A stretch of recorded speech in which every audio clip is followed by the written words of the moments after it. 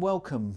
This episode is dedicated to my friend Stephen, who once texted me to say that he'd lost my mobile number. This is the unbearable lightness of Robert Garnham. You know, I was thinking the other day, why does the word monosyllabic have so many syllables? And naturally this got me thinking about haiku, you know, the short form Japanese poems. And do you know what gets me really annoyed? It's when you go to a poetry recital and the poet announces that they're going to perform a haiku. But first they remind us of what the rules of a haiku are, and the explanation of what a haiku is invariably takes longer than the actual haiku itself. All that build up and it's over. It's just like sex, except it's something that I can do too. I wrote one the other day and I'll tell you what, I'm really proud of it. The man with no arms, fighting in the local pub, he was kicking off. Shall we just bask in its glory a second? And in fact, here it is, written down. The man with no arms, fighting in the local pub, he was kicking off. 1, 2, 3, 4, 5. 1, 2, 3, 4, 5, 6, 7. 1, 2, 3, 4, 5. It is a work of art. Anyway, I was so pleased with this haiku that I put it on Facebook as a status update, and some of my friends started commenting on it.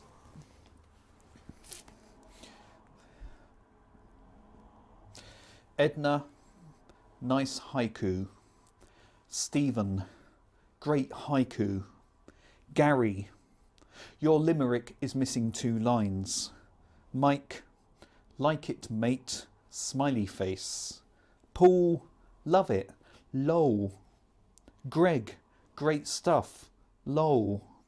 Paul, hey Greg, how's it going, lol. Greg, not bad Paul, lol. Paul, you out tonight, lol. Greg, staying in tonight, lol. Paul, saving up for your holidays, lol. Greg, yeah, lol. Paul, mine head again this year, lol. Greg, yeah, lol. Paul, camping or hotel, lol. Greg, to be honest, we thought about taking a tent, but after last time with Dawn's bad back, I thought we'd better not risk it.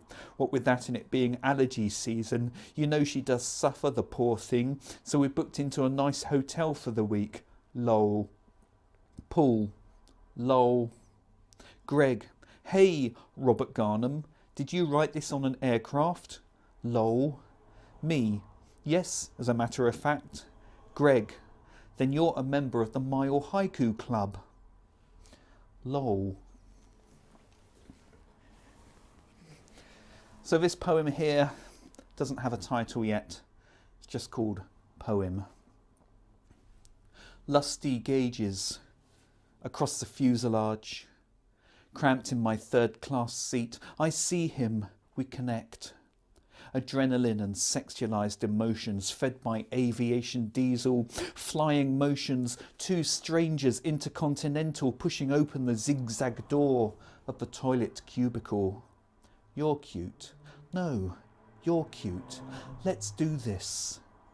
I pull the door closed, it snags on my shoe. Pull again a little too hard, my hand slips and I accidentally punch him in the throat. How handsome he looks as he bends over in agony, and in so doing headbutts me in the chin. Door closed. Occupado. His face so tender, it enthralls the night, the throbbing engines whining in all of their turbojet delirium.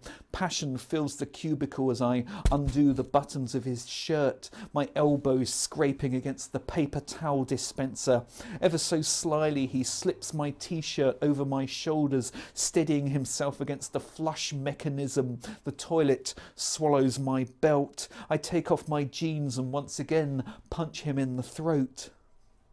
You feral, rampant man, he says. Just the smell of an aircraft gets me all excited. Hey, I say, let's write some short Japanese poems, become members of the Mile Haiku Club. No one laughs. Passionately we kiss. My elbow activates the hand dryer. So hot, he says, so hot. Oh, yes, I reply. No, really, he says, turn that thing off. He puts his arm around me and scrapes his knuckles on the plastic ceiling.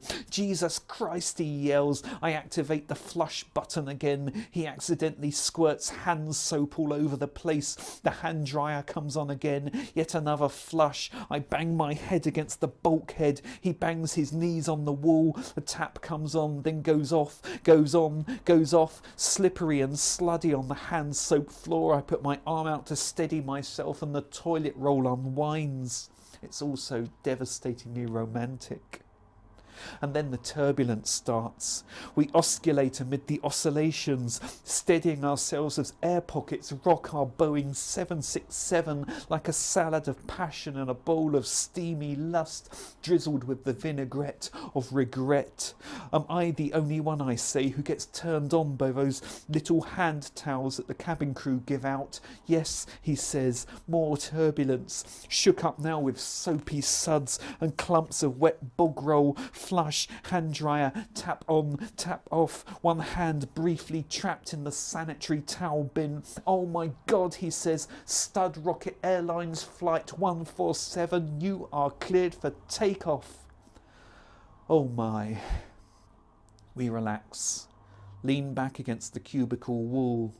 Well, he says, I'd better get back to the flight deck. So I just thought I'd leave you with this one question. Why is there so much small print on the bill from the opticians?